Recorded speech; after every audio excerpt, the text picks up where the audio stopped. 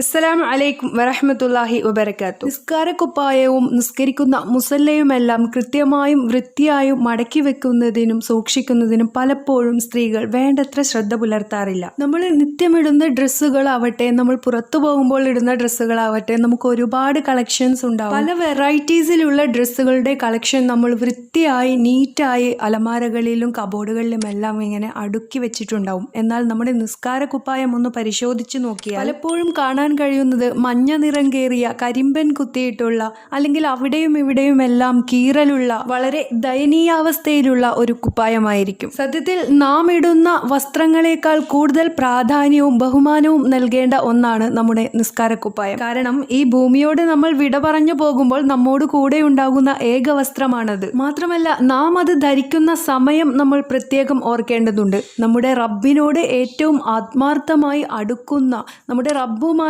നമ്മൾ സംഭാഷണത്തിൽ ഏർപ്പെടുന്ന ആ ഒരു സമയമാണത്. കാരുണ്യവാനായ റബ്ബിനു മുന്നിൽ നമ്മൾ ദുആകളുമായി പ്രാർത്ഥനകളുമായി ചെല്ലുമ്പോൾ മുഷിഞ്ഞു നാറിയ ഒരു വസ്ത്രം ഇട്ടുകൊണ്ടാണോ നമ്മൾ നിസ്കരിക്കേണ്ടത്? പ്രിയപ്പെട്ട സഹോദരിമാരെ, നമസ്കാര കുപ്പായത്തിന്റെ കാര്യത്തിൽ പ്രത്യേകം കെയർഫുൾ ആകണം. മറ്റേത് വസ്ത്രങ്ങൾക്ക് കൊടുക്കുന്നതിനേക്കാൾ കൂടുതൽ പ്രാധാന്യം നിങ്ങൾ ആ ഒരു വസ്ത്രത്തിന് നൽകേണ്ടതുണ്ട്. വൃത്തിയും വെണ്മയും സുഗന്ധവുമുള്ള നിസ്കാര കുപ്പായങ്ങളായിരിക്കണം നമുക്ക് ഓരോരുത്തർക്കും ഉണ്ടാകേണ്ടത്. നിസ്കാര കുപ്പായങ്ങൾ പ്രധാനമായും കരിമ്പൻ കുത്താനുള്ള കാരണം, കുളിച്ച് കഴിഞ്ഞ് ആ ഒരു നനവോടുകൂടി നമസ്കാര കുപ്പായം ധരിക്കുമ്പോഴും നമസ്കാരം കഴിഞ്ഞതിന് ശേഷം ഉടൻ തന്നെ അത് പായയിലിട്ട് ചുരുട്ടി കൂട്ടി വെക്കുന്ന ഒരു ശീലം പുലർത്തുന്നത് കൊണ്ടുമാണ്. ഇത്തരത്തിൽ നാം ധരിക്കുന്ന നിസ്കാര കുപ്പായം, പ്രത്യേകിച്ച് നാം അണിയുന്ന മുഖമക്കന, ചുറ്റുഭാഗവും നനഞ്ഞ് മുടിയിഴകളിലെ വെള്ളം പറ്റി കരിമ്പനടിക്കാതിരിക്കുന്നതിന് വേണ്ടി നമസ്കാര സമയമാകുന്നതിന് മുമ്പ് തന്നെ നിങ്ങളുടെ കുളിയും മുടിയുണക്കലും പൂർണ്ണമായും കഴിഞ്ഞിരിക്കാനായിട്ട് പ്രത്യേകം ശ്രദ്ധിക്കേണ്ടതുണ്ട്. ഖളാ ആവാൻ 5 മിനിറ്റോളം സമയമേ ബാക്കിയുള്ളൂ എങ്കിൽ ധൃതി പിടിച്ച് ഓടി വന്നിട്ട് നമസ്കാര കുപ്പായം അണിഞ്ഞ്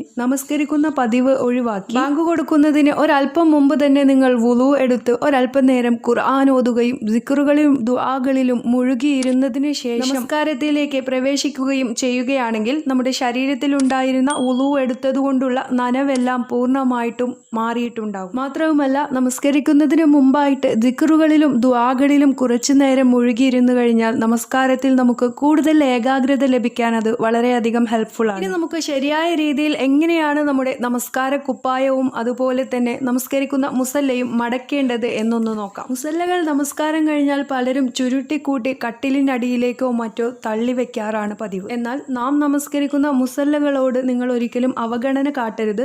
വൃത്തിയായി കൃത്യമായി അവ മടക്കി വെക്കാൻ ശ്രദ്ധിക്കേണ്ടതുണ്ട്. ചുരുട്ടുന്നതിന് പകരമായിട്ട് ഈ ഒരു മെത്തേഡിൽ മുസല്ലകൾ മടക്കിയിട്ട് നമ്മുടെ കബോർഡിൽ വളരെയധികം കെയർഫുള്ളായി മറ്റു ഡ്രസ്സുകളെ നമ്മൾ സൂക്ഷിക്കുന്നതിനേക്കാൾ കൂടുതൽ ശ്രദ്ധയോടുകൂടി വേണം ഇവയെ സൂക്ഷിച്ചു വെക്കാൻ. മിക്കവാറും സ്ത്രീകൾ നമസ്കാര കുപ്പായം മുസല്ലയിൽ തന്നെയാണ് സൂക്ഷിച്ചു വെക്കാറ്.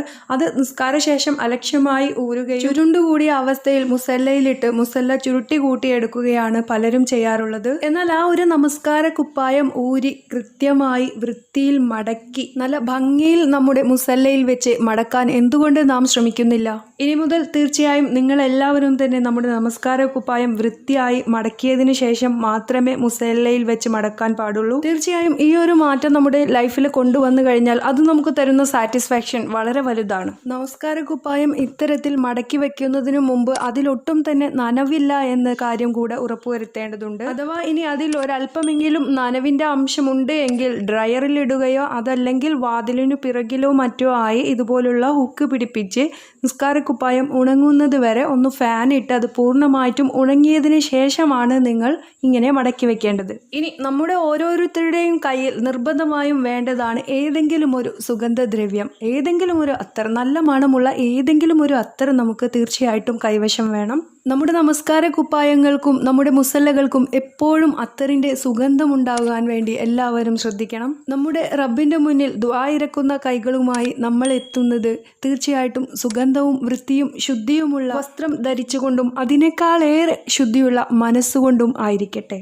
നമസ്കാരക്കുപ്പായത്തിലും നമ്മുടെ മുഖമക്കനയുടെ ഇരുവശങ്ങളിലുമായും അത്തർ പുരട്ടുന്നതുകൊണ്ട് വേറെയും ഗുണങ്ങളുണ്ട്. മനസ്സിനെ കൂടുതൽ ഏകാഗ്രമാക്കുന്നതിനും ഉണർവ് നൽകുന്നതിനും അത്തറിന്റെ മണം വളരെയധികം ഹെൽപ്ഫുൾ ആണ്. ഒരുപാട് പേർക്ക് യൂസ്ഫുൾ ആകുന്ന ഈ ഒരു വീഡിയോ നിങ്ങൾ മാക്സിമം ഷെയർ ചെയ്യുക. ഇതുപോലുള്ള ദീനീ വിഷയങ്ങളിലുള്ള വിവിധ വീഡിയോകൾ അപ് ടു ഡേറ്റ് ആയിട്ട് നിങ്ങൾക്ക് ലഭിക്കാൻ വേണ്ടിയിട്ട് ചാനൽ സബ്സ്ക്രൈബ് ചെയ്യാനും ഒപ്പം തന്നെ നോട്ടിഫിക്കേഷൻ ബെല്ലിൽ ഓൾ എന്നുള്ള ഓപ്ഷൻ സെറ്റ് ചെയ്ത് വെക്കാനും മറക്കരുത്. ഇൻഷാ അല്ലാഹ് മറ്റൊരു യൂസ്ഫുൾ വീഡിയോയുമായി വീണ്ടും കാണാം. Till then take care. അസ്സലാമു അലൈക്കും വറഹ്മത്തുള്ളാഹി വബറകാതുഹു.